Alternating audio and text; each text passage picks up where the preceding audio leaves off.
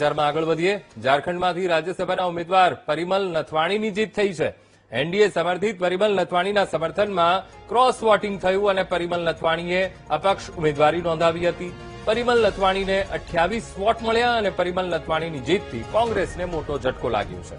કોંગ્રેસના ઉમેદવારને માત્ર 20 મત મળ્યા. જેએમએમના ઉમેદવાર વૈદ્યનાથ રામને 30 મત મળ્યા છે.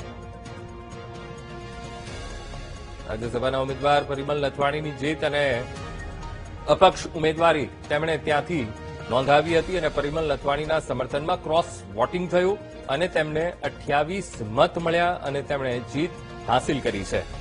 તો પરિમલ નથવાણીની જીતથી કોંગ્રેસને ઝટકો લાગ્યો છે. જેએમએમના ઉમેદવાર વૈદ્યનાથ રામ તેઓ તેમની સામે ઉભા હતા.